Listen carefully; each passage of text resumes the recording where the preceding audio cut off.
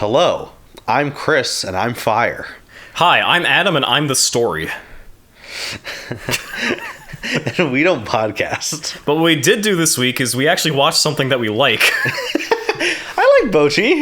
Well, yeah, but this is like a movie that we like. We haven't. That's true. We haven't really movies seen a that much. movie that we like for this podcast yet. Yeah, we're not really movie people. I mean, we are. Says the movie podcast. Yeah, it says I mean, we like Lord of the Rings, but that's like a 3-movie long music video. Yeah. So. And in all actuality, this could be a miniseries. Yes. So we just like. Well, we haven't even said what we watched yet. What did we watch, Chris? We watched R. 3 R's.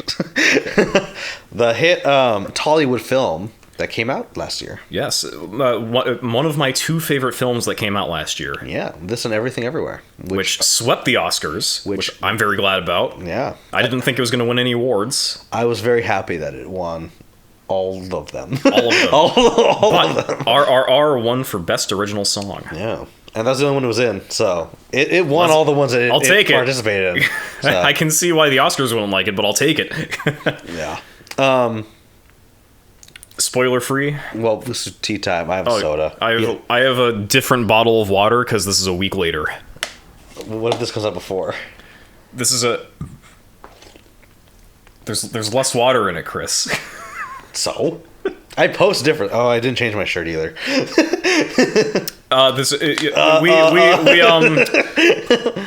We went to Subway and we're now giving ourselves some refreshments to recover from it. Sure. Subway. Yeah, but we watched RRR. Adam had watched this. Okay, so I was introduced to this film because of I'm a fan of the Corridor Digital's like CGI and stuntman breakdown videos where they just like take clips from films and say, "Oh, here's how they did that. It's pretty cool, right, guys?" And I'm the audience. I'm like, "Yeah, that is pretty cool."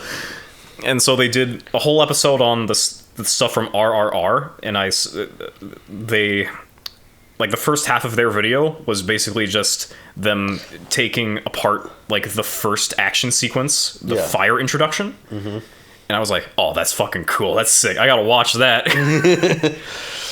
And so I watched it back in like June or something of last year. Last year, June. Jesus, you watched it early. Yeah, or it was sometime like somewhere in the summer, I want to say, where I watched it. I watched it recently. And it is, spoiler-free thoughts, very, very good. Like, you see, you Everything Everywhere makes you cry because it makes you really emotional for all the characters and just like the genius of how like creative the script is and stuff, right? Mm-hmm. This one makes you cry because it's so fucking cool. It's very hype. It's oh so my hype. God. You want to say more? Or you want Yeah, so this is, I'm not sure about you, but this is my first. This really is like my first introduction into Indian cinema. I'm aware of some like Bollywood productions that are like sort of in a like not necessarily a similar style, but they take the ethos of physics optional and run with it. But I'm pretty sure this is a lot better as a film than those ones. So that's fair. Yeah, this is a Tollywood movie, which is slightly different because it's southern India, it's south, like the southeast coast. Yeah. So instead of being in Hindi, it's in Telugu. Which, by the way, Netflix is weird, like, because it's only in Hindi on Netflix. Well, for American Netflix, we only get the Hindi version. Which is weird. Well, which I do like that the original actors dubbed it. Yeah. But it's... I would still like to see it in its original language. Yeah. Because the lip flaps are... They're different. They're different. I mean, half the movie's in English anyways, so it kind of doesn't matter, but... Yeah, but still. Well, anyway, the movie is very good. It has crazy action pieces. The 2 main characters are very good at acting. And I've seen some of their... I've seen like 1 or 2 interviews of them together, and apparently they've been friends for like 20 years. Oh, that's nice. Yeah. And I think this is one of the first movies that the first movie that they actually did together. So I thought, I was like, that's weird. Because they were talking about like, oh, how are their personalities different from their characters? And they're like, it's kind of similar. Like, and I was like, cool. I like them. Okay. So, spoiler free, let me try and sell you, the audience, on this, right? You like JoJo? I know you like JoJo. Yeah. If you're watching this video, you like JoJo's Bizarre Adventure. Yeah. If you like JoJo, you'll probably like this. Yeah, that's true. Yeah. You probably would. It's like, if you take the physics optional tradition of Bollywood action set pieces and you take that to its logical extreme and just make everything completely over the top, but we're still like portraying it as completely serious and like heavily dramatized. Like, I think it also helps the consistency of the over the top physics optional, because if they fucking run with it.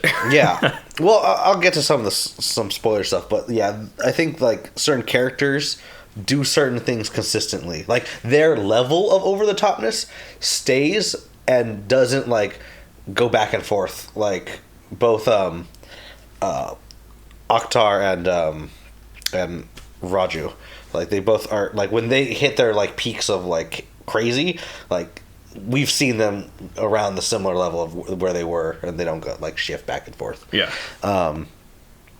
But yeah, it's very. It has like a 40-minute intro scene. You're goddamn right it does, and it's great. The first few scenes are just like crazy because it's just kind of just sad and brutal. I'm especially fond. I'm especially fond of the fire intro at the protest where he hops into the crowd. Yeah, I think the least, like for me, the least of the three is the water intro. Yeah, but it's still not even bad. It's still badass. He fucking fights a tiger and wins. Yeah, fire is my favorite too. Because my favorite character is Rama. Like well, we'll get to him. We'll get to all of them. Yeah, it's like the choices that they make to like the creative choices on every single action sequence in this film. It borders on genius, I'll say. I agree.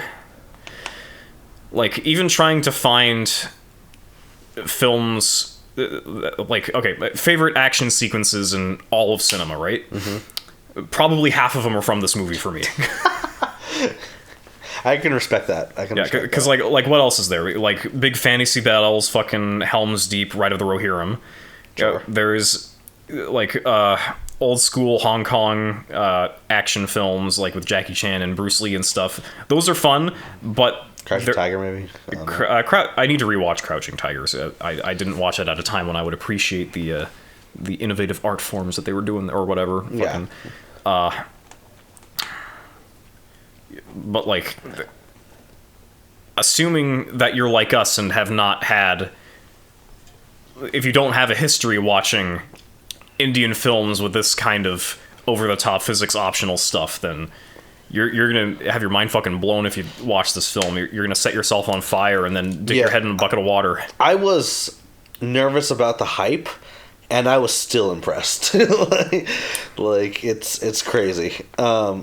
It's just fun. Like it's just fun. It's good. It hits emotional beats. Because I always say, take your emotional stuff seriously. Or, like, not that's take the serious stuff seriously, right? Like the emotional beats, then the stuff that they're trying to portray that are like tragic or cruel or whatever. They take those stuff seriously, and as they should. Like that's the point. Like there's a lot of comedic bits and over the top stuff, but it never bleeds into when they're trying to be like portray a certain emotion, right? Like whether it's taking the kid, like the emotions aren't over the top. It's everything around it. Yeah. Like I said, Chainsaw Man does that very well. Yeah, it's over the top, but it only adds to the appeal and doesn't take away from the emotion of the piece. Yeah, like I said, Chainsaw Man. I think Gintama personally, they this series that do this very well. Like, and I think RRR is among that, where it does crazy stuff, but it doesn't take away from the emotional impact. Do you want to get into spoilers? Oh yeah. Okay. The British are bad. The British are bad. This is definitely not inspired by real people or groups. Because from what I heard, the main characters, Rama and Bheem. This is a spoiler, so I changed the name. Wait, okay, is it Bheem or Akhtar? His actual name is Bheem. Okay. Or Bheema. Bheema. Or whatever. But yeah, because they're based on rebel figures or. Yes, I'm not as versed with Indian history as I am with other regions. So there's a couple things that I recognize, but others not so much. Yeah, like they didn't live in the exact same time, so they wouldn't have met or anything. But this is just like a what if scenario if one, they had over the top abilities and that they work together to rebel. But they also really didn't want. They wanted us to know animals weren't harmed, which I think is a law in India or something. Yeah, I mean, it's a Hindu thing that you're not supposed to hurt animals, right? I think so. So they don't hurt animals, but it's cool stuff, cool animal stuff in here. I already love the music because as soon as it I like some of the music. Really, you don't like all the music? Okay, so in the final fight scene, there's a melody that keeps repeating. Da-da-da-dum. But then whenever that happens, all I can hear is da-da-dun-dun. I also thought that the Arctic Monkeys song. Yeah. So that was a bit distracting for me, but it's still a really cool scene, so I don't mind it that much. Okay. I also thought there are a couple moves in the soundtrack that I think are really cool, like near the end of Naatu, where it's like where they have that like those sidechain vocals when they're like doing where it's the two leads that are still like in the dancing. It's like, who's gonna fall first? Oh, he's trying to impress his girl. Oh, my leg. They got the voices in the back that are being cut out when the kick drum comes in. It's like, oh, that's a pretty cool effect. That's quite nice. And then there's some other stuff just like in the soundtrack that are kind of cool moves. Like I keep repeating this line where it's like boom rata. Yeah, that's the scene I was talking about. Yeah, because that happens at the intro, but it also shows up when something bad is happening. I don't quite remember where. It's like in the middle somewhere. I thought it was when Rama was in the chains and he was in the cell when he was pulling himself up. That's right. Yeah. Okay. But yeah, so we start with so we have 3 R's. We start with the story. The story. Where we show the main evil lady. Yeah, we're in Adilabad forest, and then I put white people because there's white people in this movie. Surprise! It's the British.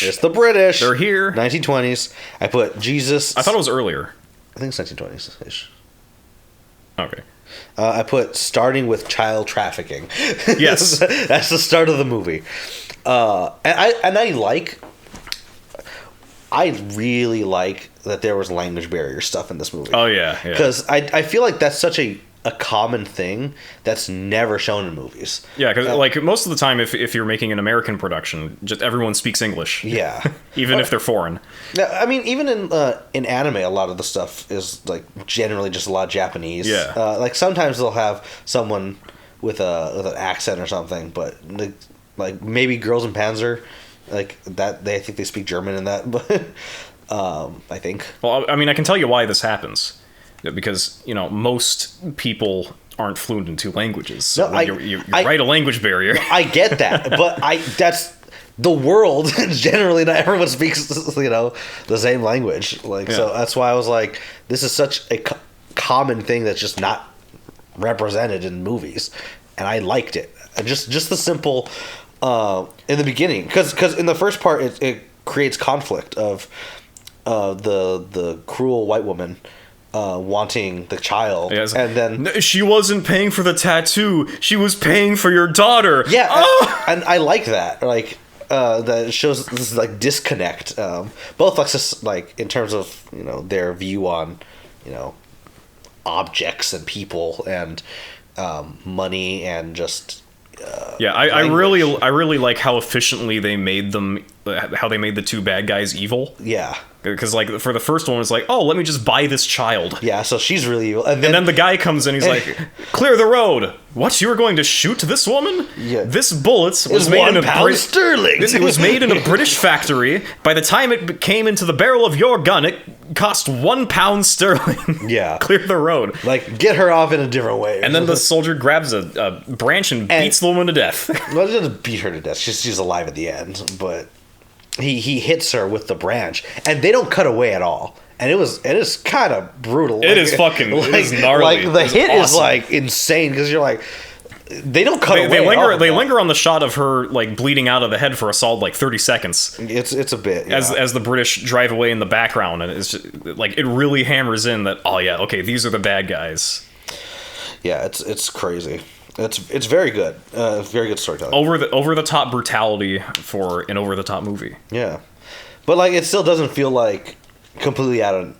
Well, okay. So from the little I do know about the British imperial history, some of this was like a lot of this is like still within the realm of possibility that it could have happened, because to some degree, yes. Yeah, it's like the way they portray the British, in my opinion, is a little bit tame. For I realize like that the little I know about the British Raj, they could have gone in a much more brutal direction with some of the stuff. Yeah, but I think the amount that is shown throughout the movie hits home enough that you understand like what's going on and how terrible. Like we the audience truly believe that the main two are evil. Yeah.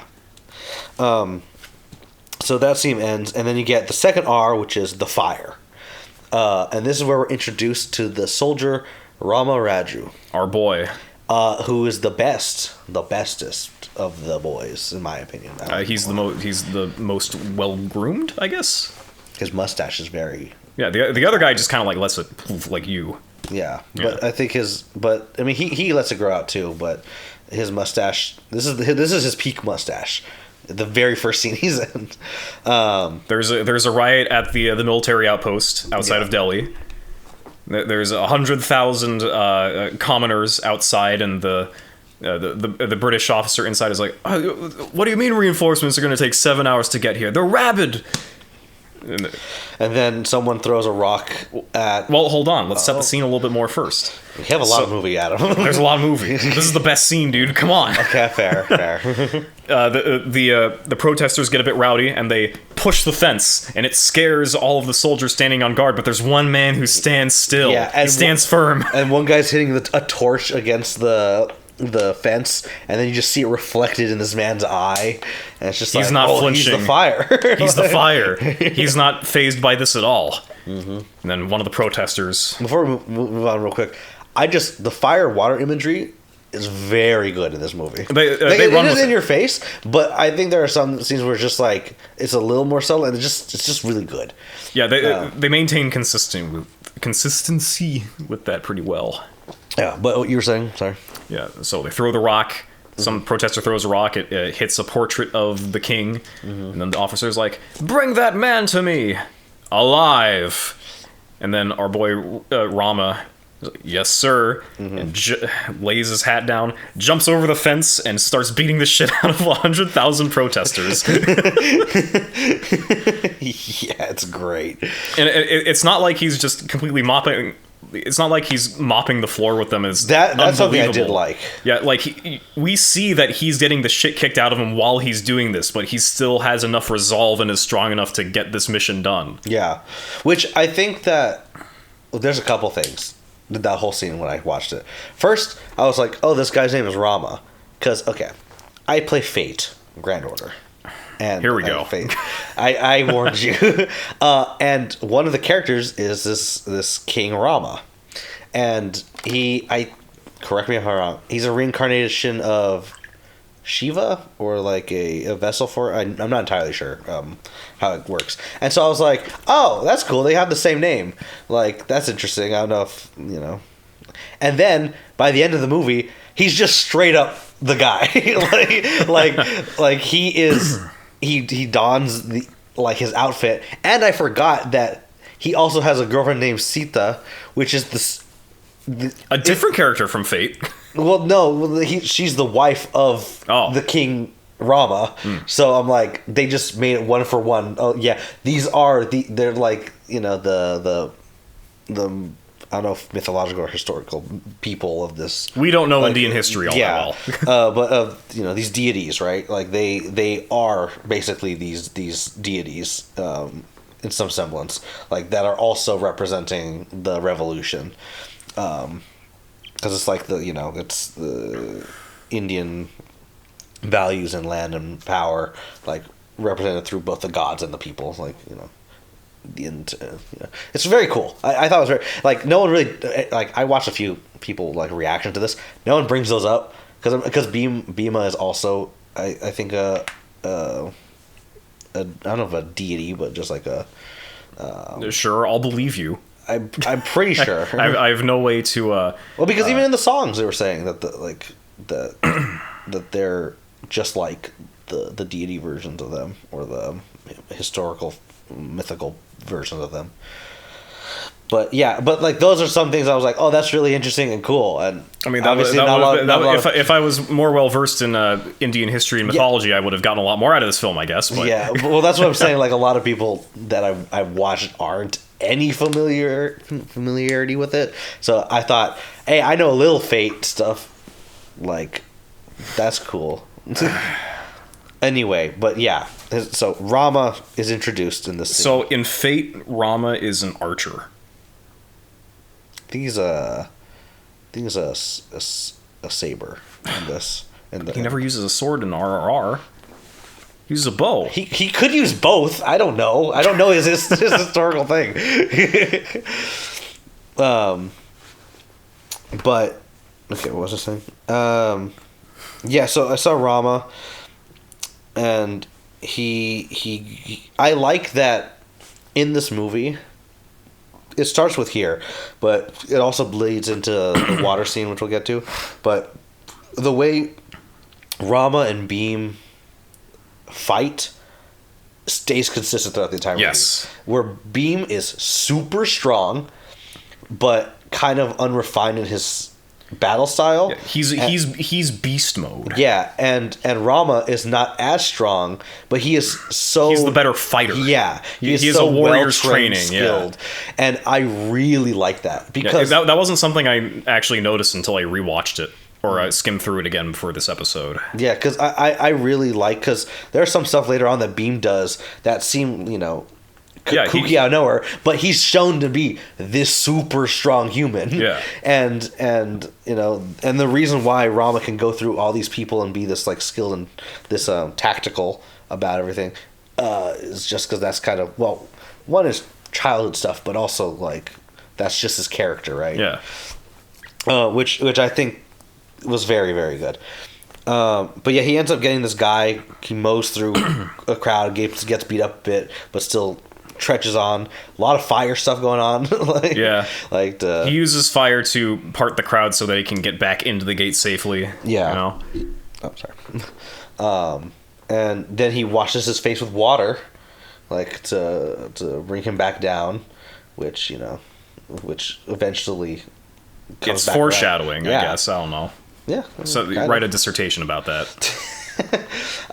And then he just stands back at attention, stomps his foot, and a bunch of people back away, and then they all kind of disperse because they're scared of him. And half of them have massive head trauma from just Rama beating the shit out of them. Then he isn't promoted. White people are, though. That's right. And then he gets really mad. The British in the 1920s were racist in the colonies. What? You're telling me this now? In 2020s? 100 years later? The British don't own India anymore, Chris. It's fine. Oh, thank God. There's no more racism anywhere. We've solved it. We've completely moved on as a people, as humans. Yeah. We have no problems now. Now we hate non-humans. Get out of here, cat girls and furries. Namex. Come on this land trying to destroy the world on the eclipse. Come on. Anyway, we ready for water? The water? The third R? I'm about to water real quick.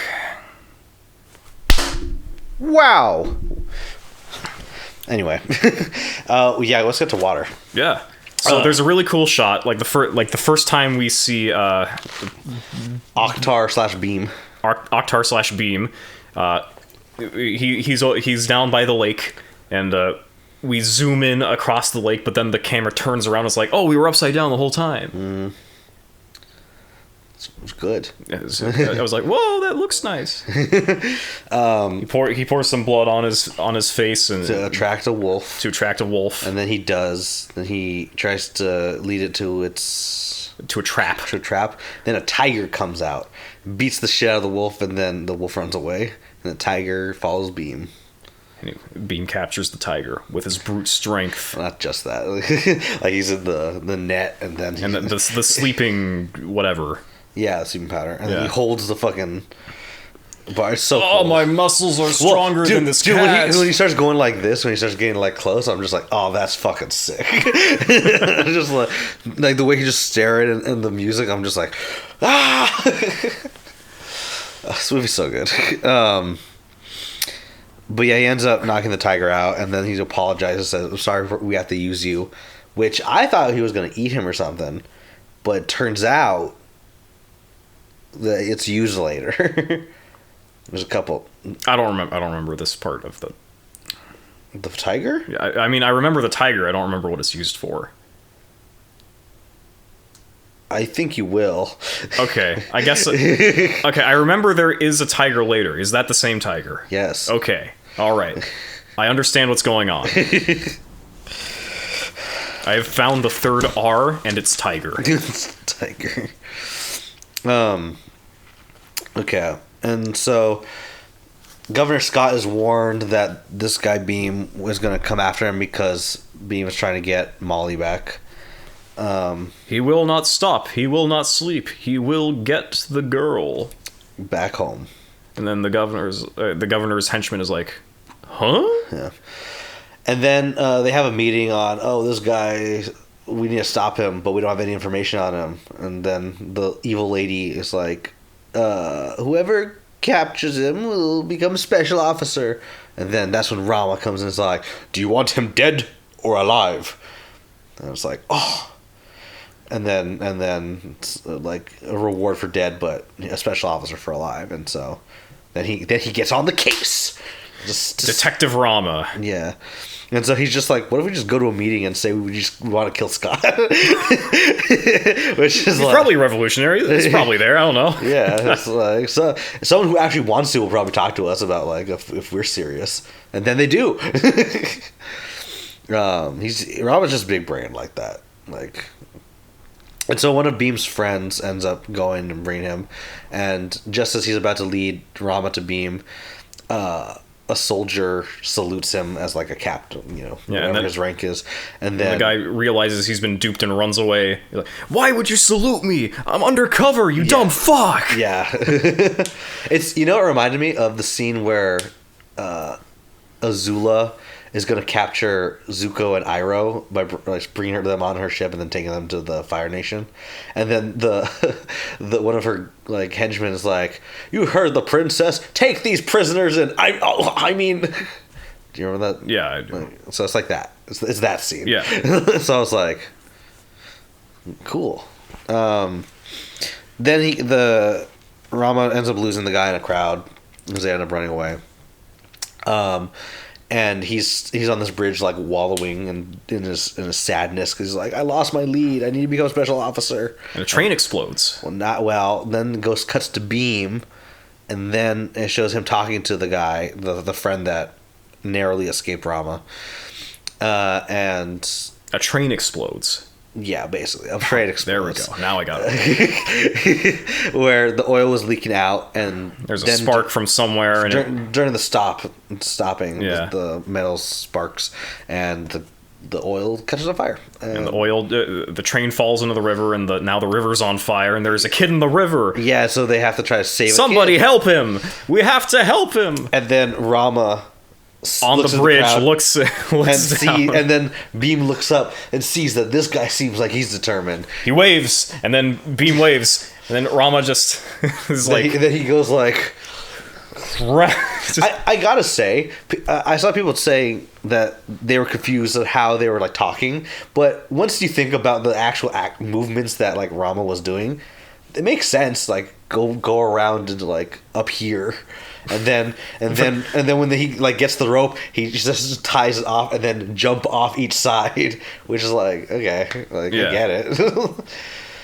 But yeah, so. Bheem on a motorcycle and Rama on a horse end up going off of the opposite sides of the bridge, each hanging on to one end of the rope.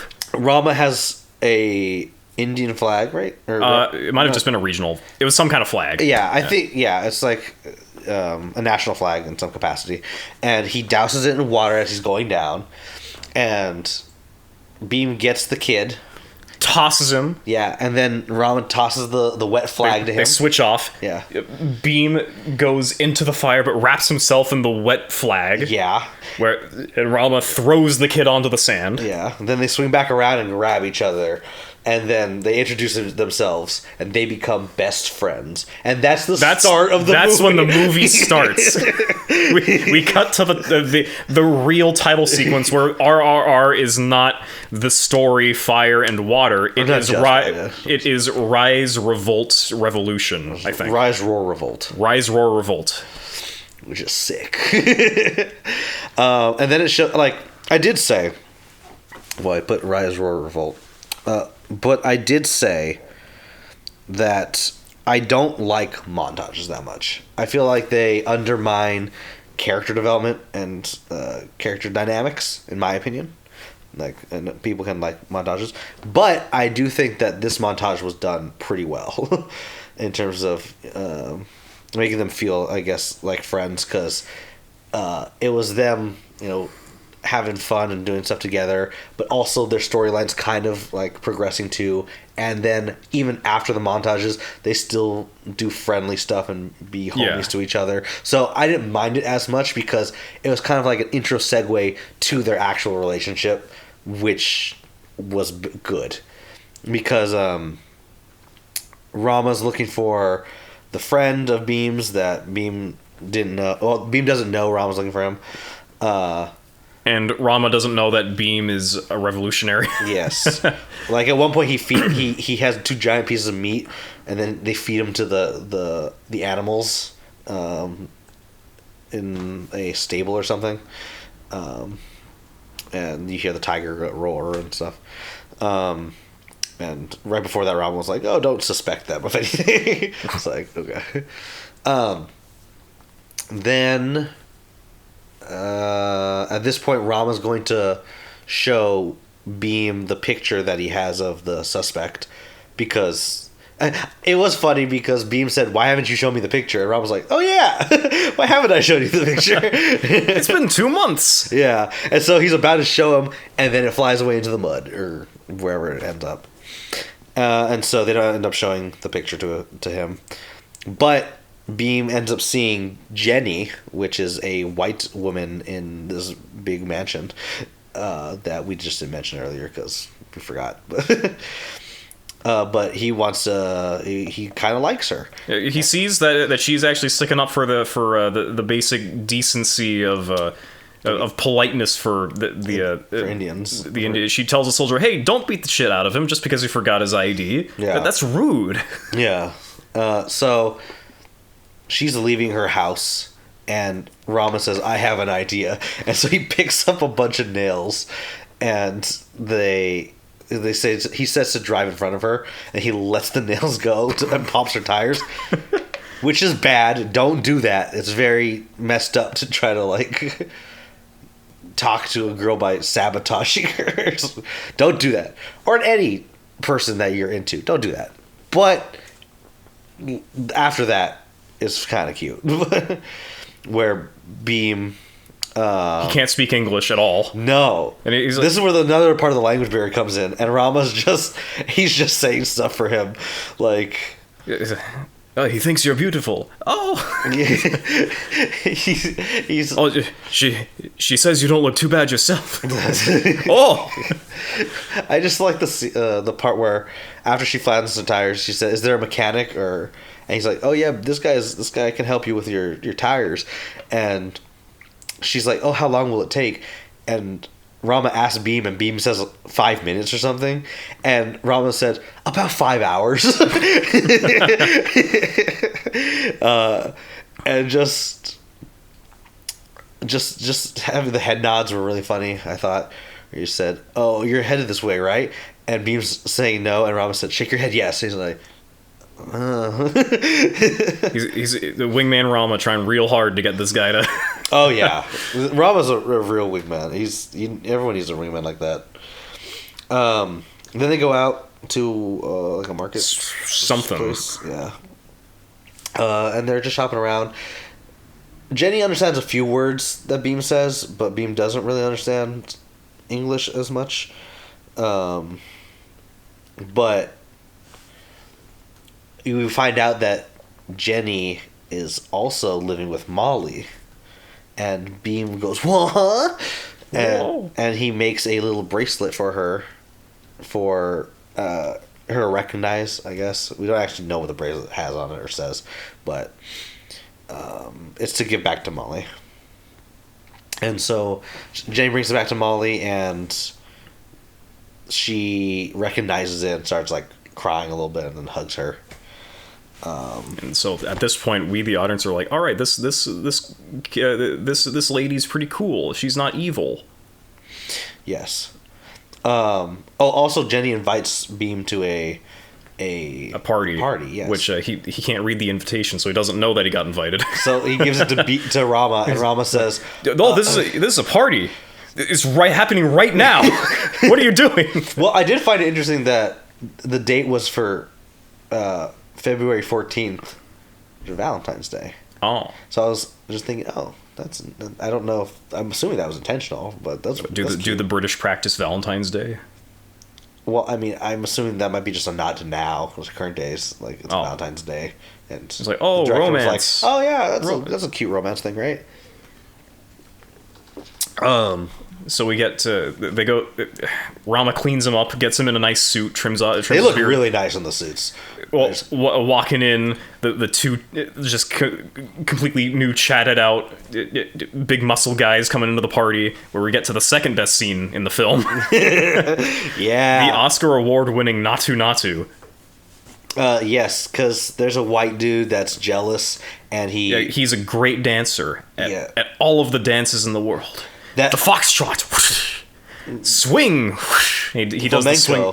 All stuff that aren't originally English. Yeah, I like it. They don't linger on this for long at all. It's just a nice little nod. They have like a jazz band playing in the back, and there's a black guy on the drums, and then when the guys swing, and he does the swing move, and he's just shaking his head. Like, God damn it! Why did I sign up for this? Yeah, and then the white dude's being just really racist, and then Rama he goes over to the drum set and starts pounding the beat for. He kicks over. That's right. A tray. He kicks a tray into the air. He like flips it, slams it down, and starts playing the drums on it, or playing it like a drum, and this is the setup for a sick dance battle. A sick dance you battle. You didn't expect a dance battle in this movie. The music comes. Rama starts the music, and the rest of the musicians there start going on to it. And he says, "You may know how to do the foxtrot, but can you do Naatu?" Naatu. And we just hard cut into a fucking like full just dance music video, basically. Yeah. And it's sick. It's fucking awesome. Yeah. We can't really, there's no way to describe it that would do it justice, so go watch the scene. I'm not sure if random, or I'm not gonna say random, but like impromptu dance battles are really a thing in Indian cinema. But like if, say, in I don't know, like The Fast and the Furious, if Vin Diesel just started like breakdancing and doing the coffee grinder in front of this other guy who he was gonna start a race with, and like it wasn't meant to be a joke, but they played it completely serious. That's this movie. I think there'd be like some public outcry from people trying to like get refunds on their tickets, or more people would watch it. And but this movie's the latter. It works. Yeah, it's very good. It is awesome. Some things during the dance battle that I liked. I like that the women were kind of just uncomfortable with the men just being blatantly racist. Yeah. So I said, let's go women. Let's go. You're not as racist as the guys. Yeah. All right, let's go. Well, You're all right in our one of books. them's probably more racist than the guys. But, Yeah. But other than her, we got cool women. I put Rama. You got to throw this, because at the end of the battle, it's just Rama and Bheem dancing, and Rama got to throw for Bheem to impress his lady. They're the last two doing the Naatu. They're staring into each other's eyes, and Rama looks like he's doing a little bit better than the Akhtar. Bheem. Both. But he gets concerned. He looks to his left. He sees Jenny, the only one cheering for Bheem. He looks back to his friend, and he decides, he's like, "Oh my leg!" And he falls over, and Bheem wins the Naatu contest. It's very bro. It's very bro. And then Rama has to carry Bheem back home, but But Jenny invites him Bheem back to her place for a cup of coffee and to take him home. And as they go, because this is Bheem's chance to see Molly, Rama recognizes from the back paint of the car that Bheem's friend and the guy that Rama's looking for had the same color paint on his fingers, and he realizes, oh, the guy I'm looking for was at that shop. Yeah, it should be near the the mechanics and stuff, and so he ends up going there and finds him and captures him and tortures him. Well, we're not there yet. Oh, but, okay. But we go back to Bheem, and he ends up finding Molly and reassuring her that he'll break her out, and they start planning. This is the part of the movie where we're like, hey, you remember the plot of this film, right? Yes. We got Rama's thing, we got Bheem's thing. Yeah, there's a plot here. Remember? Yeah. Well, I did like that Bheem said, how could these women don't these women have children? Like, can't they see someone in pain? And I really just like those few lines he says about that, because there are people that treat other people very terribly, and they care about their own like family or friends, and you would think that seeing someone else in a similar predicament to someone that you would care about, or even yourself, that you'd be thinking, oh, maybe I shouldn't be treating this person like garbage or whatever, and that just isn't there for some people. Well, this is assuming that human beings are rational. I mean, I would go the opposite, where this is them being emotional. Oh. Where I can feel, I know the feeling that you're feeling, so maybe I shouldn't do that terrible thing because you seem like you hate that and it's sad and bad, and then because I feel that. But then they're just like, nah, you're not human. It's not the same. It's like that's wild. You are blessed with the same skin tone as me. You must be like an animal or something. Like a snail. They don't feel things. I step on them all the time. I also beat snails to death. like it's wild. I don't know, but a lot of people are terrible and they aren't raised. Racism bad. It's not just racism, but yeah, it's mostly racism from this movie, but that encompasses more than just that, right? Where are we now? Now we're on to Rama torturing his prisoner. He breaks his finger, starts hitting him on the leg, on the knee. It's like, bro, chill out, man. He's a soldier in the British Empire, Chris. Yes. And so This is tame by his standards. but this is also like, you know, the idea is, well, you're Indian too. These are your, like, it goes opposite of what Bheem said. That says, oh, when you understand how someone feels, because, you know, you have children, so seeing a child suffer is bad. You feel bad, right? Well, Rama is actually, you know, an Indian person from India that has seen, you would think he's seen things that go on as a kid or whatever, or things that happened to him. So why is he doing all this stuff now? That's, I think, the idea of the contrasting scenes. So as he's beating him, his bracelet falls off, and then he's reminded of his love, Sita, and then it cuts to her holding her own, and Is this where we get the first flashback of his childhood, or is that later? no, it's later. Okay. Because this is her talking to the village, saying, Oh yeah, he'll be back soon. yeah, Don't worry about it. and they're like, he's been gone for 4 years. Maybe he forgot about us. Maybe he forgot about you. And she's just like, no. Well, she doesn't say that, but He would never forget about us, yeah. for he is among the two baddest asses of men in the whole world. He is fire and the other one is water. Yeah. And while he's reminiscing about missing them, the prisoner ends up capturing a snake, which you're like, oh wow, he was able to do that with his arms tied and not looking at it and not get bit. So that's cool. But then he throws that snake at Rama when he comes back, and it bites him. And he says, oh, you only have an hour to live. The British don't have a cure. Fuck you. And then Rama kind of loosens up the restraints and says, you can get out in like a day. Goodbye. And he leaves.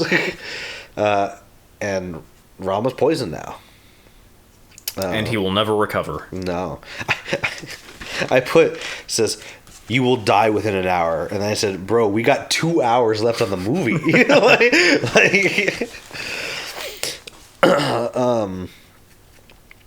but as he's going, because he ends up trying to get to Bheem. Yeah. And he ends up having Bheem see him, or hear him, I guess. And Bheem ends up making a concoction that using his using country wilderness druid magic, using fire and water, burning coal, and the water that he pours on the coal yes, he took a level in druid. I'm just saying fire and water because fire and water. Okay, D&D, everybody. I'm talking about the imagery and themes, but also yes, sure, he's a druid. But then as he's saving Rama, he takes off his I forgot what it's called. It's not a cord or anything, but the rope looking the thing. braid, yeah. The braid. And he gives it to Rama, but Rama recognizes that from the prisoner he was torturing, and realizes, oh, this is the guy. My best friend is the guy. And I liked that even outside of that, Bheem starts to confess to him, because this is the night that their plan's going to go down. And he starts confessing and saying all these things and values their friendship. And then Bheem leaves. And then Rama is sad. And he starts punching the walls. And then he starts crying a little bit. And that's when we get the first flashback, where it's just a very quick cut scene of him as a kid. And then a shot to someone getting shot. And assuming he shot this man. Do you want to take the scene from here, or do you want me to keep going? Or yeah, we're talking about the palace rumble. The palace rumble. The palace rumble. This is right before we get into the palace. This is when they're staking out, and then we'll get in the palace. Oh, well, the staking out you can take. Yeah, it's the rumble that I'm more familiar with. Okay, well, they're waiting out because there's 2 doors to enter this palace, a wooden door and then a metal door. So they wait for the wooden door to close and for the metal door to start opening, and then they run a truck into the door, and they're able to break through. And then, take it away. The truck was carrying a lot of crates on it. Inside the crates were a various assortment of wild animals, various beasts of death and destruction. Where did they get those animals? They captured them in the beginning. They captured them. Like the tiger. Like the one at the beginning.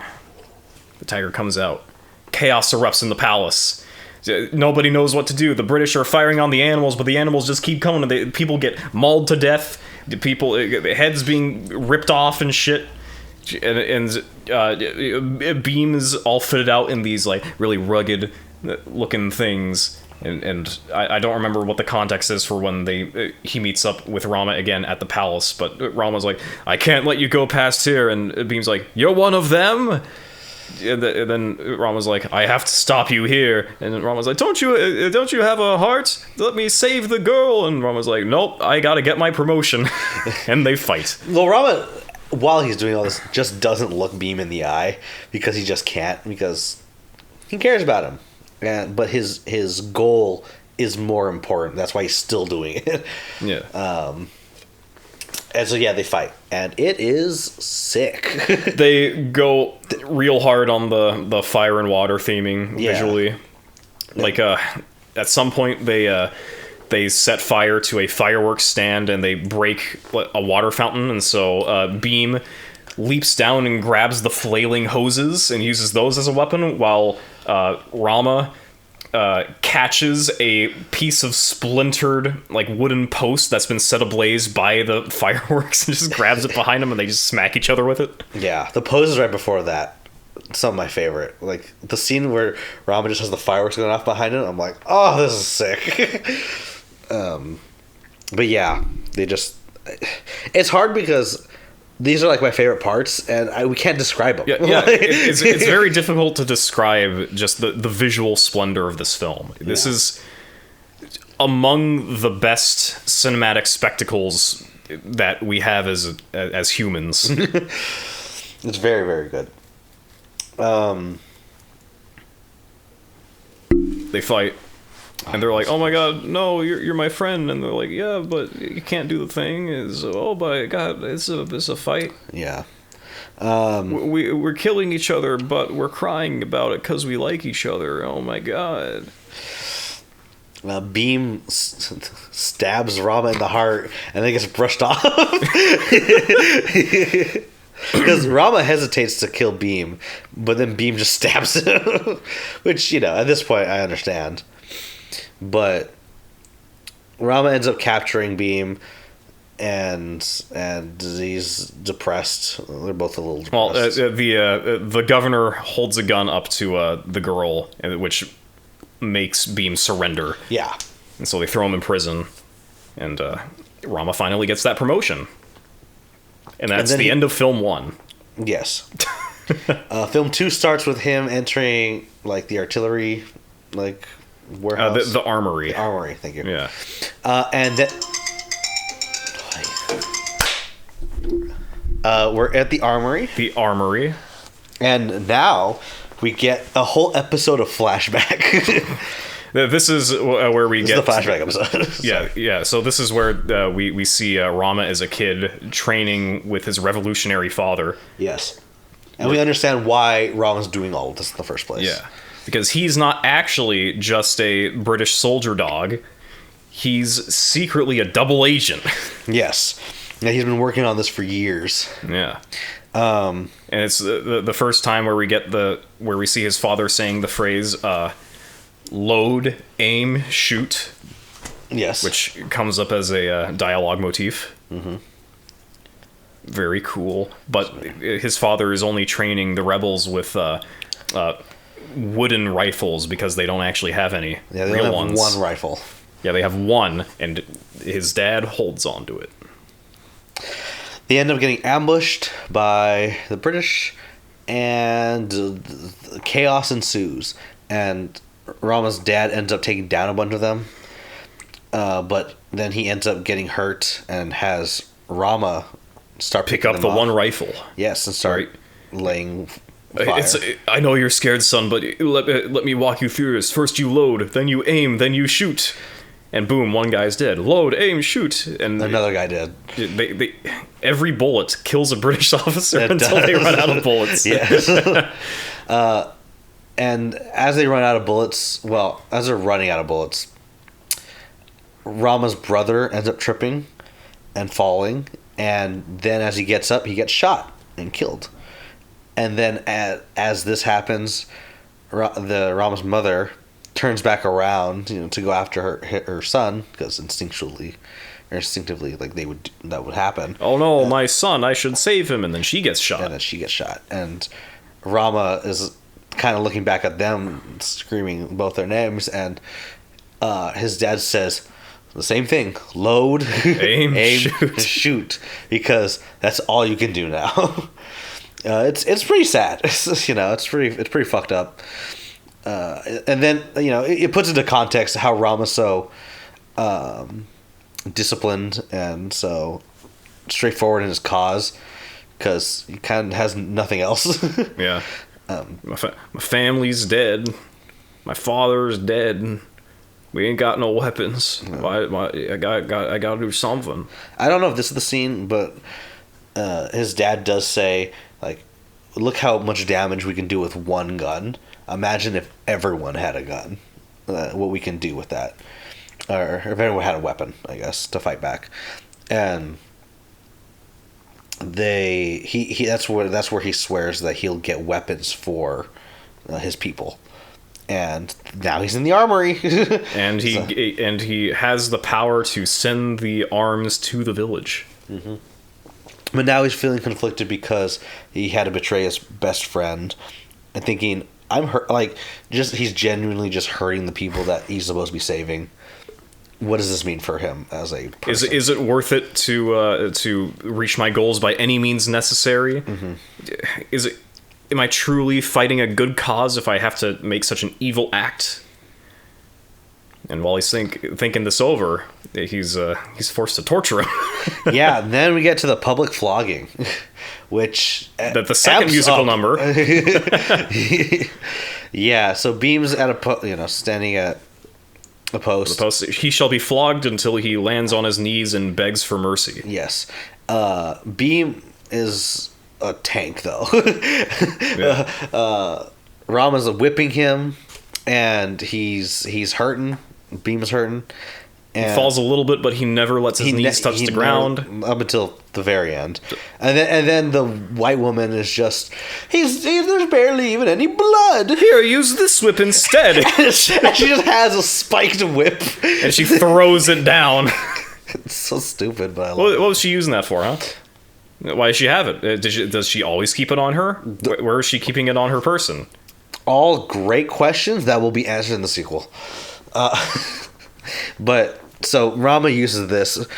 Rama even forcibly tugs at Bheem's chains to make him fall on his knees, but Bheem doesn't do it because it's a pride thing and just a symbol. And so he ends up singing a song about like standing up to like your oppressors and stuff, and standing up for what you believe in. And he ends up being chained to the mast and then getting hit more. Then he gets stretched out, being having a 2-ton weight on his legs to dislocate his legs or whatever. Yeah. And they drop him down, but he doesn't let his knees, even though his legs are broken, he's still like gets himself in a push-up position, reaches out towards the crowd, and then he collapses. Yeah, and then the crowd erupts and storms the stage, kills some British officers with a lot of barbed wire. Mm-hmm. Like, oh, this was a disaster. I just wanted a nice, clean public execution with torture. Now I've got a popular uprising on my hands. Whoa, what am I to do? Yeah. Then it cuts to the next night, I think, right? And then it shows Bheem thinking about how... Oh, no, not Bheem. It shows Rama thinking about how Bheem turned everyone into a weapon, thinking that why am I trying to get my people weapons when he made everyone a weapon in one song? Yeah, the inspiration to have people rise up is more powerful than the weapons themselves necessarily. But then he's also, along with that, he's scheduled to deliver the weapons, but then he makes a declaration that he wants to save Bheem, because he feels like that's more important now, that having someone that can inspire people is more important than just the weapons themselves.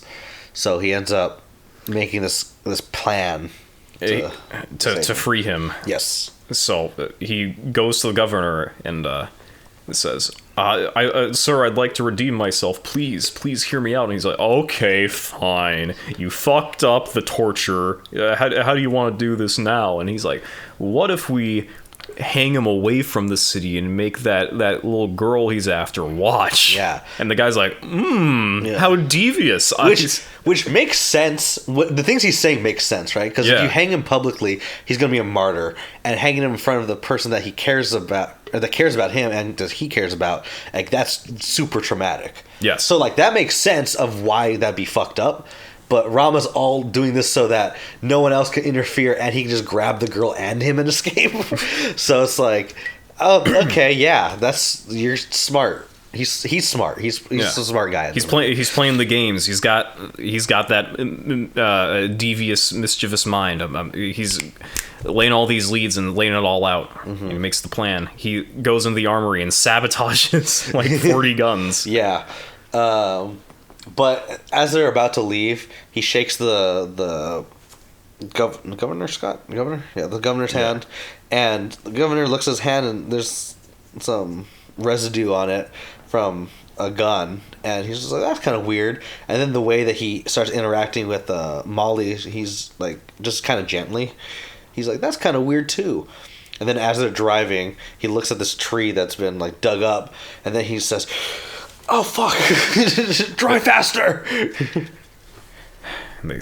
Rama speeds up.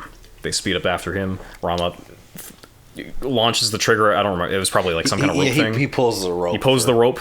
The tree falls down. It crashes on the back of the governor's car. The governor just gets launched out, stands up, reaches for... He grabs a gun that was also launched out of the car and just shoots the back tire and... Boom! That's probably the wildest scene in the movie. Like, the most unrealistic out of everything. It's just... he shoots one tire of the car, and the car goes... and spirals out, which is crazy but very funny. The girl falls out of the car, and so does Rama, but Rama rolls back and gets stabbed by a tree. Yes. He gets stabbed a lot in this movie. And the governor's like, "We've been tricked! Kill those two!" Yeah, and so Bheem ends up... He's about to be executed, but... He has a razor blade. He was given a razor blade by Rama's uncle or something, and Rama ends up trying to run towards Bheem with Molly. They're kind of a little out of sync, but they're getting there together. And Bheem ends up fighting a bunch of the soldiers because they are in his way. Yeah, and they're like, "Oh, we're gonna kill him. What's our guns? They don't work." And then he just beats everyone up, and then. They end up meeting together, but by the time that it happens, one soldier fixes his gun, and Rama sees this, and the guy's aiming the gun at Bheem and the girl, and Rama's like, oh no! And so he pulls out a gun, and it looks like he's gonna shoot Molly, and so Bheem freaks out and dodges out of the way, and so Rama shoots the guy through Bheem and Molly, and then Bheem jumps out, and bashes him in the head with the fucking wooden not branch, but like something. Yeah, and so Rama saves him, but Bheem doesn't know this, and then Bheem is just about to stab him. You betrayed me. You tortured me, but I can't kill you. Yeah. Okay, I do want to ask: did you think that he stabbed him? Like when they cut away? At first, I did. Yes. Okay. Because I didn't. But that seems to be the consensus that a lot of people did think that. Although some people were like still lingering up until they showed directly that it was right next to him, which I don't know if that was part of your camp. But I mean, for me, it wasn't like, even if Bheem did kill him, it wouldn't have been like outside the realm of possibility for what this film could do, in my mind. So I would have been fine with it if that was the case. Fair enough. Yeah. But Bheem ends up running with Molly up until they get past like the hill or whatever. Yeah, escapes into somewhere. But while this is happening, Rama's just beating the shit out of men while he's bleeding out and while he's just tattered up, and he's just like grabbing a bunch of people. And then once he sees that once he can't see Bheem anymore, then he just kind of lets himself collapses and lets himself get captured. Yeah. Okay, and then the search is on. Well, no, the search isn't quite on yet. It's the this is the yeah, because Bheem is apparently for a few months have been trying to escape. And Rama's been in prison, and they've, as per orders, they've only been feeding him once a week. Yeah, he's doing the Iroh. Yeah, where he's just in a he's in a completely weakened state. He's doing much worse off than these guys. While he's buffer than ever. just doing pull-ups away from the away from the door to the cell. Directly seeing the general's house or the armory and the palace artillery or whatever it's called. Yeah. Yeah. But then they end up putting him in solitary confinement, and they break his knees. They fuck up his knees a little bit, but he ends up still doing pull-ups because he's just a badass. Bheem is about to get captured, but then we see Sita. Yeah, Sita coming through with the clutch play. Yeah, I really like the idea that she's like, can you help me? My father has smallpox. What's smallpox? Yeah, everyone out. And then as they're about to go out, she distracts him a little bit more, and then he just kicks her, and then they just dip. And it's like, sorry you got kicked, but you're a real one. And then I like that Bheem came out saying, "Oh, who has smallpox? Like, can we help?" And then she just says, "Oh no, I was lying." Which I don't know, just small things. And then this is where Sita explains the entire backstory to Bheem, because she starts talking about Rama just because she's there. Yeah, I got sent a letter from the government. They're gonna execute him tomorrow. 2 days. In 2 days, and I've been recalled to retrieve the body. Yeah. And then Bheem's like, "Oh no!" I'll be honest. Because they end up, I think, showing the flashback to where this time they show Rama killing his dad. That's right. There's one bullet left, so the father surrenders. Some dynamite and surrenders. He gets little boy Rama to shoot the explosives and blow him up with the rest of the British soldiers. And then it just shows him. And then it cuts to Sita, explaining some of the last stuff. And I really like Bheem's reflection on this stuff, saying Rama, like, I was trying to save one girl, and he was trying to save the country. Yeah, and he said that, I hurt him with these hands. Like, and I know that he didn't know, but I just like the reflection of just him realizing that this man had such a large sense of purpose and drive that he just wasn't fully aware of. And I don't know, like, when he started getting really sad, I was like, oh damn, I'm feeling it. Like, this is sad.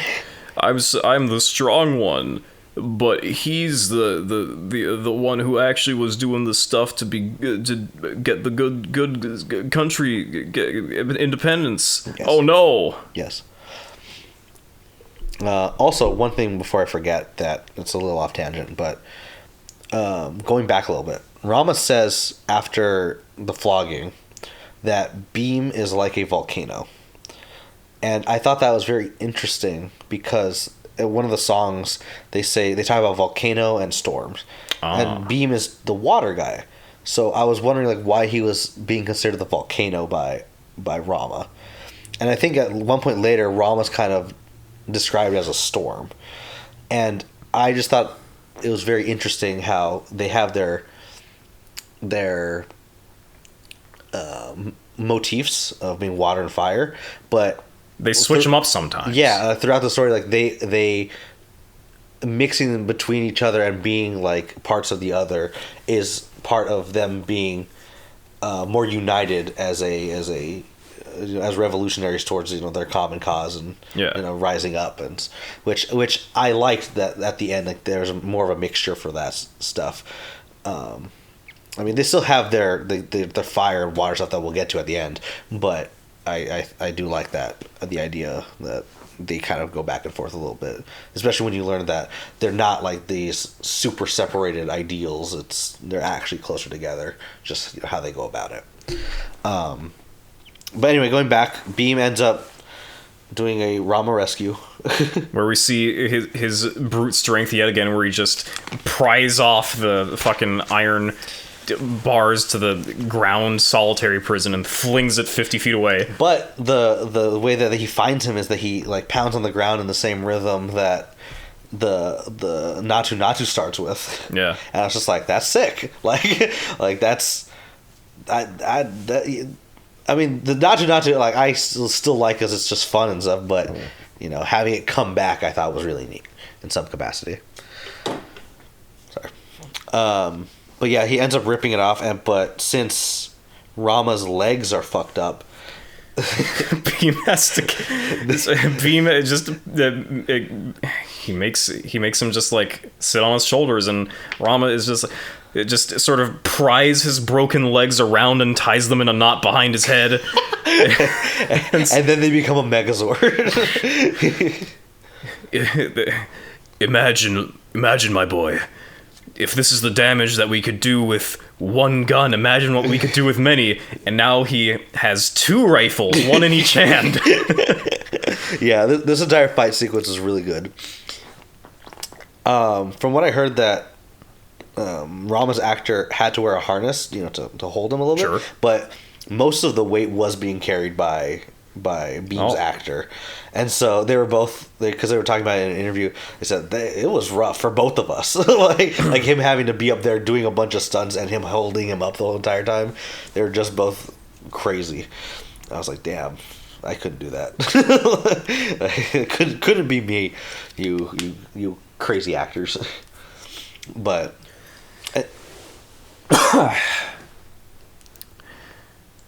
anyway, the fight scene was very good. Having, like, it reminded me of in One Piece when Frankie wanted to like become a Mecha-Sword. But I don't know if you remember that. Which arc is this? I think Thriller Bark. Thriller Bark. It's like where he grabs Usopp and Chopper, and he puts Chopper on his head. He grabs Usopp and he has Zoro and Sanji holding him up by his legs, and then he's like, Robin, come over here, let me hold you. So he can become the Ultra Megazord. And then Robin's like, you guys are pathetic. It's a good scene. Maybe I don't remember this scene. Maybe I'll show it in. But anyway, they end up kicking ass, and they escape into the forest, still trapped in the lands of the barracks, but they're in the forest. And yes. And then there's a statue of who else but Rama. There's a statue of Rama, and Bheem ends up just like before, while healing him from the snake bite. He heals his legs. He grabs some leaves and like pounds them out and gives his knees some medicine.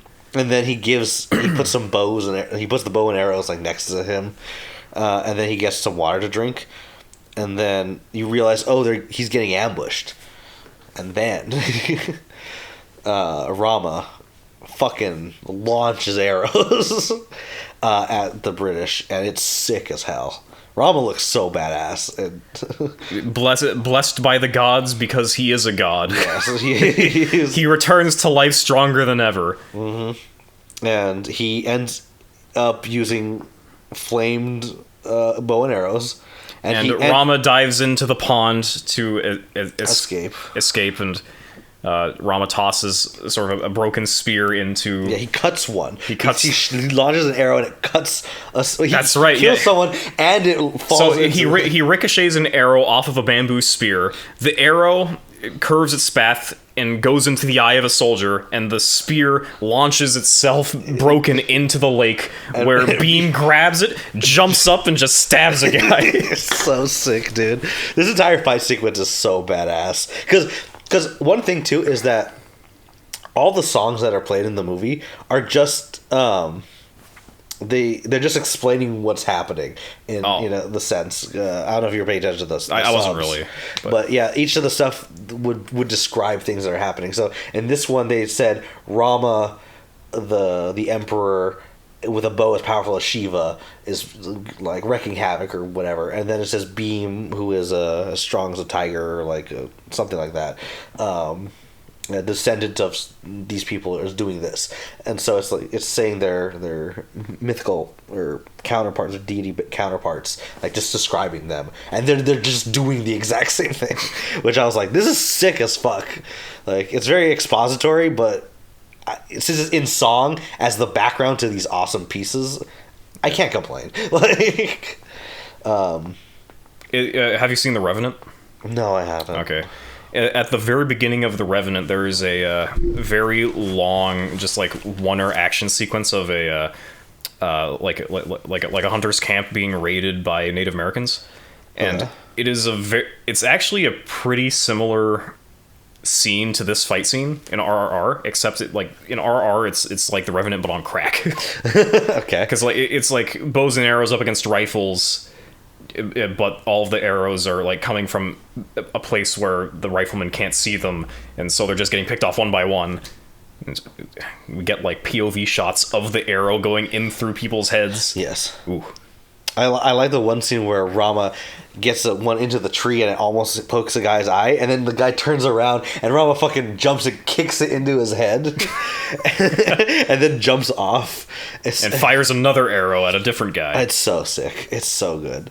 Bheem at one point kicks up a motorcycle and then grabs it and wields and what does he do? Does he like punt a guy with it? Yeah, he like knocks a guy down and then he throws it at this other dude.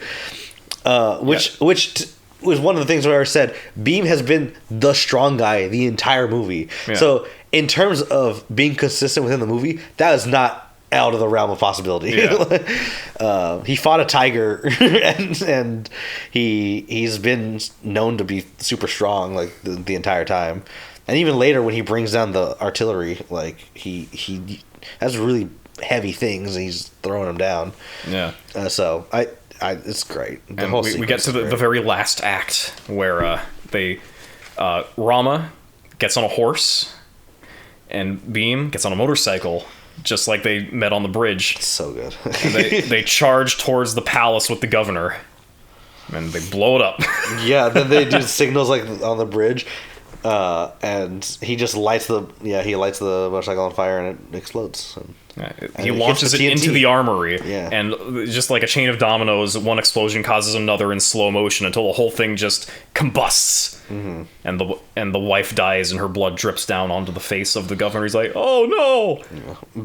Bheem gets the rest of not the rest. He gets a bunch of weapons, a bunch of rifles, and Scott is about to try to load up the gun and shoot Rama. And then Rama shoots an arrow into his side, and he throws the bullet that he has. Just like on reflex, just... Yeah. And then Rama grabs it and he says, you would waste this bullet? That's more expensive than an Indian man's life? This is £1 sterling. Return it to him, Rama. Or return it to him, Bheem. Yeah. So like... Load! Aim! Shoot! It's so good, dude. It's... Oh my god, it's sick as fuck. And then we get an outro dance sequence that just shows kind of the resolutions that... Rama's giving the guns to people, Bheem returns Molly... And then you just got sick dance sequences that show different Indian revolutionaries. Yeah, there's the Maratha Confederacy. There was some. They had something about some uprising against the Mughal Empire and a different uprising against the British. I think it was just 3. But yeah, so it closes out with that, and it has Rama, Bheem, Jenny, Seath, and the director. Yeah, so it has all them dancing and stuff. They're like, hey, this is our victory lap. We made a movie. Hey. Yeah, so that's the end of the movie. What can we say? It's sick as fuck. Our descriptions of any of those things are not as good as how you will watch it. No. Because visually it's stunning in terms of just the camera work, and the visuals I think are very fun. I don't know. Do you have anything you want to say?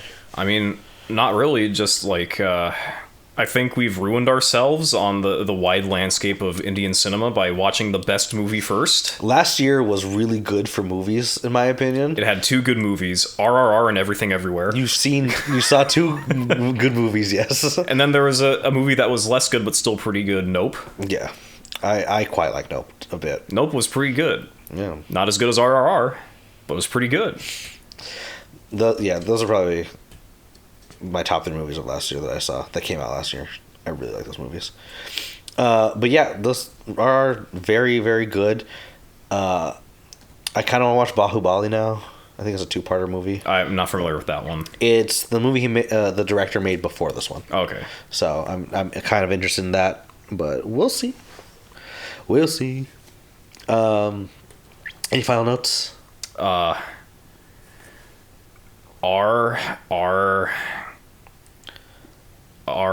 mateys. You're a pirate.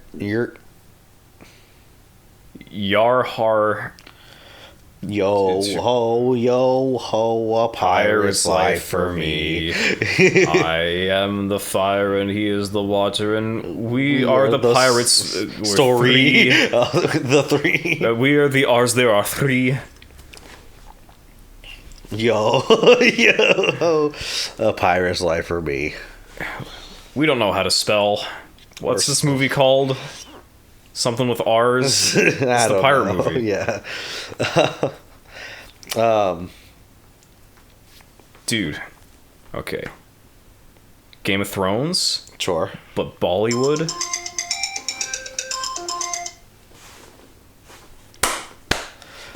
George R.R.R. Martin. End the episode. Thanks for watching. Click and subscribe and like the video and comment down below. Put a bunch of R's in the comments. Bye-bye.